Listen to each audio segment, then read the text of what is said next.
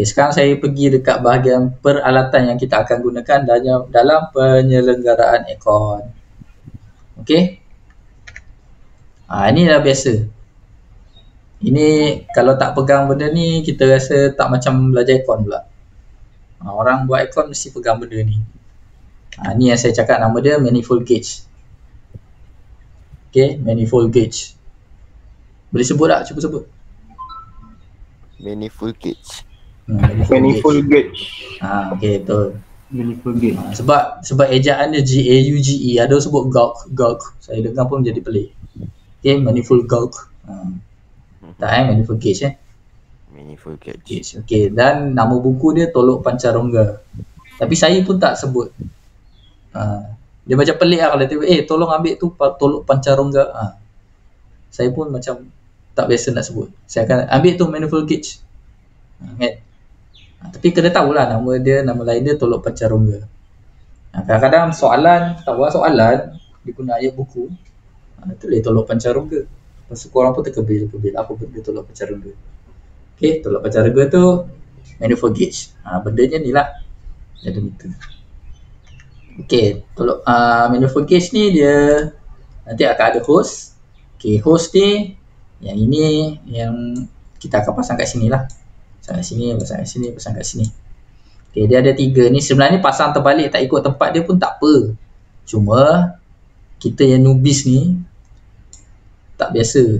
Nanti kita kena tahu mana tekanan rendah. Ni tekanan rendah warna biru, tekanan tinggi warna merah. Yang kuning ni servis. Servis tu maksudnya kat sini lah kita nak masukkan gas, nak vacuum, nak buang gas. Ni masukkan kat sistem, nanti ada tekanan rendah, tekanan tinggi. Itu nantilah. Nanti saya tunjuk. Lepas tu yang terbengkok, ini lurus kita pasang kat manifold. Yang bengkok ni yang kita akan pasangkan dekat aircon tu tadi. Biasanya kita akan pasang dekat outdoor, dia tak dekat indoor, dia dekat outdoor. Okay, dia dekat outdoor. Tempat yang kita nak pasang ni ada dekat outdoor. Kita nak pasangkan hose ni kat luar, dekat outdoor. Dan aircon kalau berapa 3 horsepower ke bawah, dia cuma ada tekanan rendah sahaja. Maknanya kita akan pasang warna biru je. Merah kita tak akan pasang. Tak guna sebab tak ada tempat nak pasang. Aircon 3 horsepower ke atas, kalau tak salah saya lah, yang baru ada tekanan tinggi dan tekanan rendah. Tapi kereta lain kereta ada. Kereta dia ada tekanan tinggi dan tekanan rendah. Tapi kalau aircon dia ada tekanan rendah sahaja. Kalau 3 horsepower ke bawah, 3 horsepower ke atas baru ada tekanan tinggi dan tekanan rendah. Peti sejuk pun dia ada tekanan rendah aja. Kecuali kalau yang peti sejuk yang industri pula, commercial, baru dia ada yang tekanan tinggi juga. Kalau domestik dia cuma ada tekanan rendah sahaja. Okey. Okey, saya perkenalkan je lah peralatan dia. Ni yang saya cakap, ni yang akan pasang dekat. Okey, kemudian kita akan pakai ni lah. Tapi COVID ni korang dah biasa lah tengok benda ni. Sebelum COVID rasanya korang pelik lah tengok ni. Sekarang rasanya kat rumah korang pun ada benda ni. Termometer kan tak tahu kan. Semua orang dah tahu kan. Okay, tapi dulu kita orang pakai termometer macam ni tau. Tapi ni sebenarnya batang ni panjang. Okay, macam ni lah, panjang. Tapi kadang-kadang tengok kalau macam MasterChef ke apa, dia pergi cocok kat daging kan, betul tak? Nak tengok daging tu dah masak belum. Tapi tu dia, ujung dia tajam. Ini dia tak tajam. Kalau tajam tu untuk masak lah maknanya. Ini bukan untuk masak. Sebab itu dia tak tajam. Ni nanti kalau dulu-dulu benda ni yang panjang ni kita masukkan dekat yang bila-bila aircon dia dekat kereta. Nak tahu aircon tu sejuk tak sejuk. Tu secara klasik lah. Kat bengkel ada ni benda ni. Tapi saya pun jarang pakai. Nanti sekali-sekala nak try boleh lah kan. Buat rasa macam klasik sikit. Macam original recipe kan. Letak ni dekat tempat aircon keluar kat kereta tu, kat dashboard tu kan. Letak je bunyi. Nanti dia tunjuk aircon suhu berapa. Selagi tak sampai 16, belum sejuk. Saya akan suruh korang repair lagi lah. Servis lah bagi yang patut. Maknanya korang servis tak menjadi. Tapi biasa sekarang pakai ni je, tembak laser je, senang. Betul tak? Betul. Tembak je. Cepat detect. Cepat pun cepat. Okey, itu termometer. Okey, seterusnya ni clamp Nama dia clamp meter. Dia akan baca arus. Clamp meter ni nama lain dia clamp amp. Saya selalu sebut clamp amp. Kadang-kadang saya sebut clamp meter. Saya jarang sebut nama dia meter kapit. Sebab kita akan kepit benda ni, kita picit benda ni, nanti ni dia ternganga. Dia terbuka. Jadi kita akan masukkan kabel dekat dalam tu, lepas tu kita lepas kepitkan dia. Okey, walaupun nama dia meter kepit, kita bukan kepitkan kabel tu kat tengah-tengah dia. Kadang-kadang sebab nama dia meter kepit, jadi pelajar kadang-kadang sebab nama dia kan kepit, jadi dia kepit kabel tu kat sini. Tak, kabel tu akan duduk dalam ni. Nanti saya tunjuk. Okay, jangan kepit kabel tu. Okay, nanti saya tunjuk gambar dia. Nampak macam ni. Kan dia duduk dalam. Dia bukan letak kabel kepit kat sini.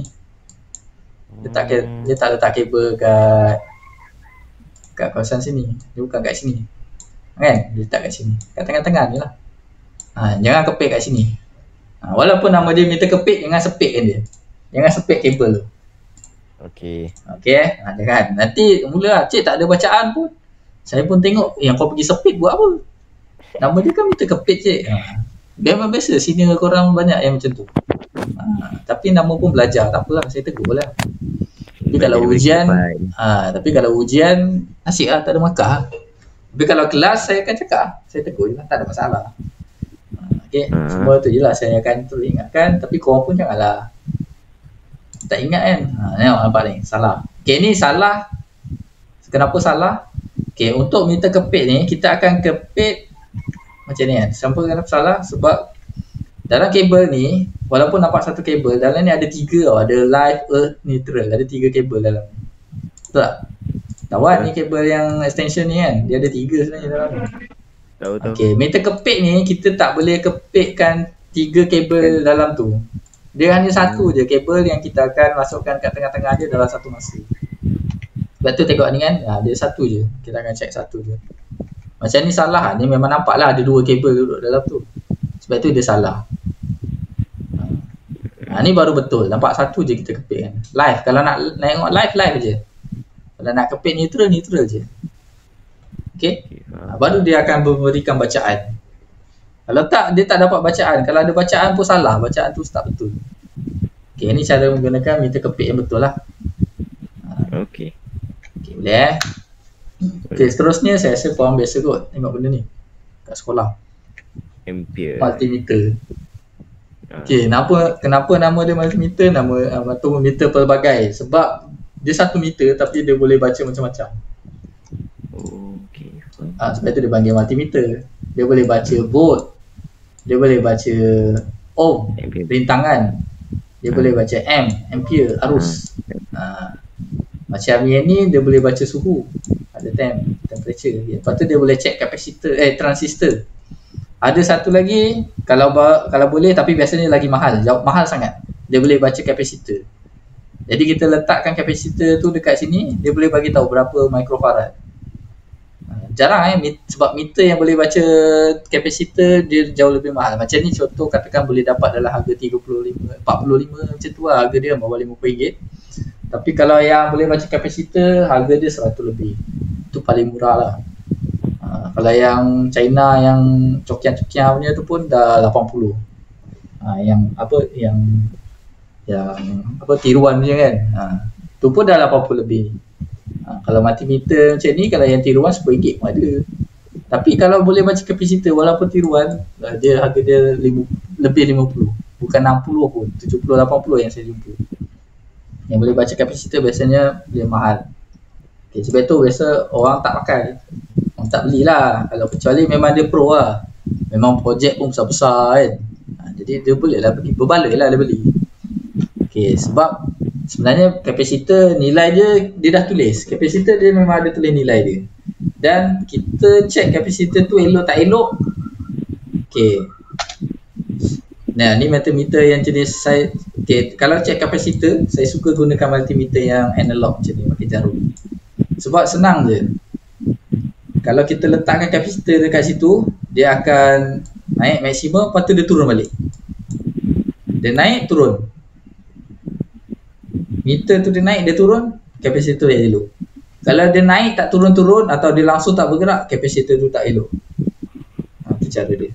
Kalau dia nombor macam ni, macam mana saya nak nampak? Bacaan tu berubah-ubah macam tu kan. Saya tak tahu lah dia elok tak. Jadi untuk check kapasitor saya suka pakai yang jenis macam ni.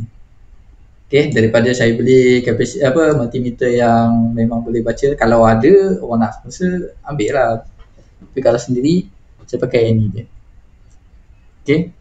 Tapi kat bengkel ada, kita ada satu, bukan satu lah, 2 ke 3 multimeter yang boleh baca kapasitor. Nanti korang boleh test lah. Saya bagi lah. Okay, lepas tu peralatan lain ni semua tahu kan. Apa nama dia ni?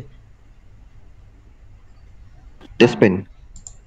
Test pen ataupun pena uji. Tapi ni adalah test pen yang biasa kita tengok yang ni dia lain sikit, advance sikit. Kadang-kadang test pen ni macam ni dia mata rata tau. Ada test pen mata dia tajam kan. Bila mata tajam memang kita tak guna. Sebab bila bentuk macam ni kadang-kadang kita gunalah dia untuk skru juga, betul tak? Dah dia rata macam screwdriver, pakai juga. Tapi kalau dah tajam macam ni tak guna, memang guna untuk test pen je lah. Okay, cuma test pen ni kadang-kadang ada yang kita beli, kita letak dekat tangan dia menyala. Itu sebenarnya bukan test pen, itu continuity pen test. Continuity test pen. Dia nak check arus, dia nak check maksudnya kabel tu putus ke tidak, tu je. Tapi kalau kau gunakan benda ni dekat elektrik rumah yang 240 tu, dia terbakar saya tak kisah. Saya takut korang pun terkena current. Test pen tu rosak tak apa, betul tak? Yelah, berbanding dengan nyawa kan. Memanglah rugi. Tapi berbanding dengan nyawa tu lebih utama kan. Jadi saya cakap test pen tu rosak saya tak kisah. Yang saya kisah korang yang terkena current 240 tu. Saya takut tu. Jadi kalau lah beli, korang kena tahu. Cara nak uji senang je, letak tangan ke kiri sini, tangan kanan kat sini, lampu dia menyala tak? Kalau menyala, pegang pakai tangan dua-dua tu pun dia menyala, tu bukan test pen. Jadi jangan gunakan tu untuk nak check current 240. Current kat dinding kan. Okay. Jangan. Nanti lain jadinya. Nanti senyum sepanjang masa. Ayam panggang je. Nanti orang tanya, okey senyum je. Tapi tak gerak-gerak. Dia ada satu lagi test pen macam ni juga. Test pen macam ni dia canggih sikit.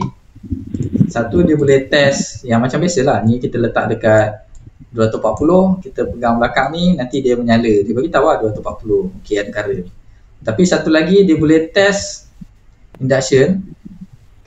Kabel je, tak payah kita sentuh dekat dia punya yang bahagian cuprum dia. Dia sentuh kat kulit pun dia boleh bagi reading. Oh, ada current kat situ. Tapi ni mahal sikit lah. Kalau ni mungkin dalam RM3 boleh dapat. Yang ni belas-belas lah. Paling murah lah RM11. Tak salah saya. Yang best sikit RM30, RM40, RM50. Itu best lah. Best lah.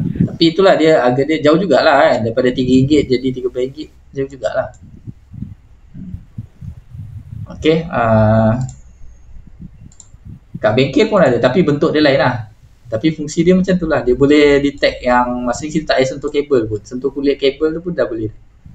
Macam contoh kita sentuh pipe kabel pun dah dia boleh detect ada current dalam pipe tu. Maksudnya ada kabel lah dalam tu. Kadang-kadang dinding kita tak tahu lah, kita nak tebuk dinding kan. Kita tak tahu dalam dinding ni sini ada kabel tak. Kadang-kadang kat rumah kan kita nak tebuk-tebuk, nak tampal nak gantung apa-apa kan, paku ke apa kan. Kali kita ketuk-ketuk rupanya dalam tu ada kabel elektrik tu lah. Pernah tengok. Jadi pen pula test pen yang jenis macam ni boleh check dinding situ dalam dia ada kabel ke tak. Tu kelebihan dia lah. Okay, seterusnya kita akan perlukan ni lah. Ni tahu lah set spana kan. Set spana. Spana ni pulang lah. Tapi nanti bukan kita guna semua. Ada size-size tertentu. Nanti korang dah tu korang tahu lah. Ini sebab pipe tu nanti dia ada size dia, ada macam-macam size. Tapi dia bergantung kepada horsepower aircon tu. Nanti korang tahu lah size spana berapa. Tapi saya rasa ujung-ujung korang pakai benda ni je. Kan? Sebab dia boleh adjust kan. Maupun adjustable spana ataupun spana boleh laras. Okay, biasa orang pakai ni lah, senang, bawa satu ketul, semua saiz dia boleh sapu. Tapi kadang-kadang kita kena pakai juga yang macam ni, sebab kalau dia terlalu ketat, panah boleh laras, kadang-kadang tak sesuai. Sebab tu orang buka tayar kereta ke tu jarang pakai yang macam ni, pakai yang macam ni. Okey, nama lain dia sepanah hidup lah. Itu nama yang orang biasa pakai. Okey, satu lagi kita akan gunakan screwdriver lah. Okey, screwdriver ni untuk skru, kita kena tahu dia ada bentuk yang tambah, orang panggil dia mata Philip ataupun orang panggil mata bunga. Kalau yang mata rata, yang tu orang panggil mata flat ataupun mata rata lah. Okey, jadi kalau screwdriver bunga ni, saya rasa biasa. Tapi kadang-kadang nanti saya cakap, ambilkan sepanah Philip, korang pun tak tahu apa benda. Okey, sepanah mata Philip ni maknanya mata bunga lah, yang bentuk tambah tu. Okey, satu lagi kita akan guna ni. Nama dia apa? Tahu tak? Allen key. Allen key. Okey, aircon dia ada guna Allen key. Kalau kita buat survey aircon lah, kita akan ada pakai Allen key. Mesti ada Allen key. Okey, ada ni dia bukan seketul besar je tu lah. Ini dia dah kumpul-kumpulkan, dia ada pelbagai saiz. Okey, dia sebenarnya macam ni, dia satu batang je. Tapi saiz berbeza lah, ada kecil besar kan. Ni ada nombor dia. Okay, ni Allen key. Kita akan pakai ni. Dia ada tempat dia, memang kita kena pakai Allen key. Jadi kalau tak ada Allen key tu susah sikit lah nanti kita nak buat servis aircon. Kalau setakat servis bersih-bersihkan habuk, memanglah tak payah pakai Allen key. Okay, satu kemudian kita akan pakai benda lah ni, nama dia vacuum pump. Ni benda ni yang akan sedutkan gas ataupun udara, air, wap air, habuk-habuk dalam pipe aircon kita tu. Kita nak bersihkan dia sebelum kita akan masukkan gas. Okay, nama dia vacuum pump ataupun pump vacuum lah. Kita akan gunakan benda ni. Okay, seterusnya ada alat ni, nama dia recovery machine. Kadang-kadang kalau yang biasa dia, orang yang repair aircon ni, dia yang biasa-biasa, dia nak buang gas, dia buang macam tu je. Tapi sebenarnya salah. Kalau orang jabatan alam sekitar nampak tu, boleh kena saman. Jadi sepatutnya gas tu kena dikumpul, letakkan dalam tangki ni, recovery tank. Tangki ni akan simpan gas yang kita keluarkan daripada aircon tu.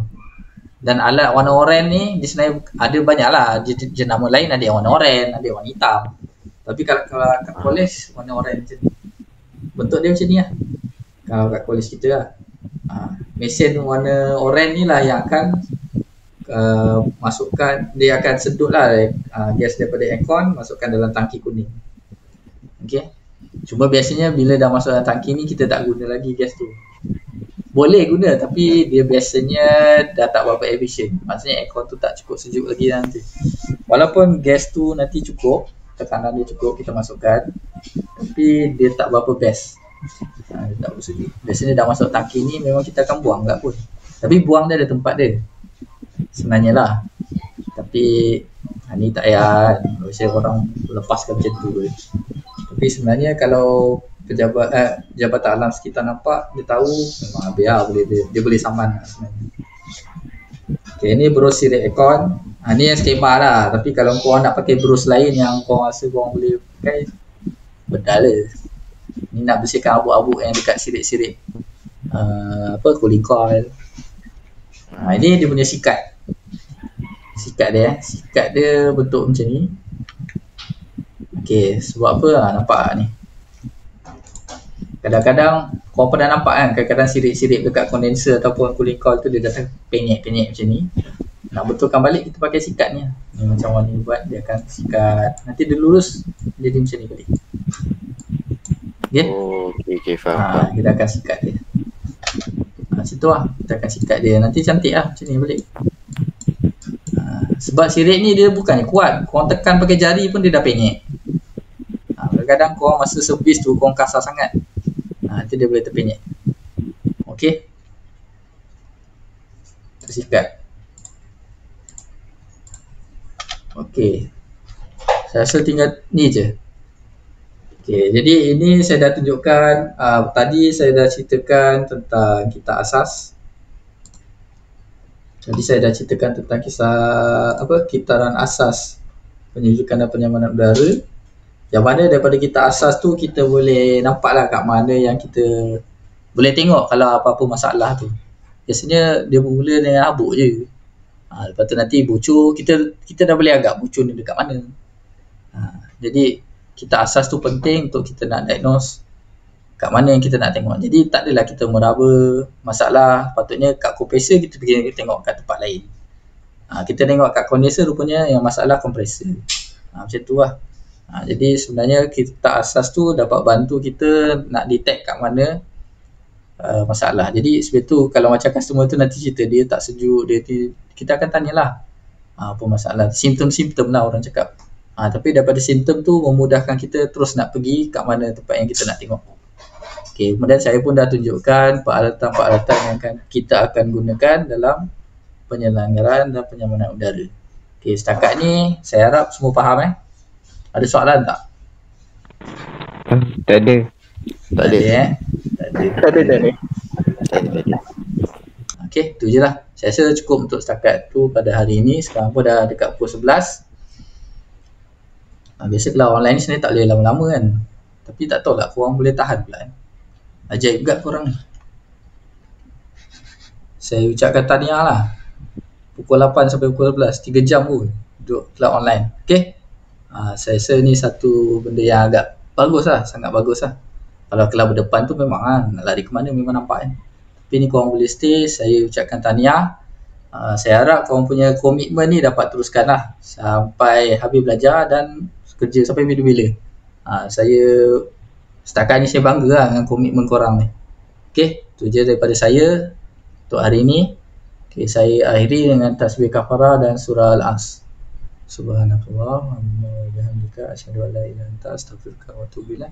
Bismillahirrahmanirrahim. Wal 'asri innal insana lafi khusr illa allazina amanu wa 'amilus solihat wa tawassaw bil haqqi wa tawassaw bis sabr.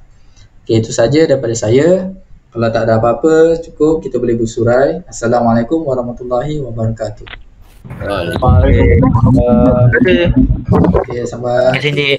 Sama. Terima kasih, Cik. Sama-sama. Terima kasih. Sama.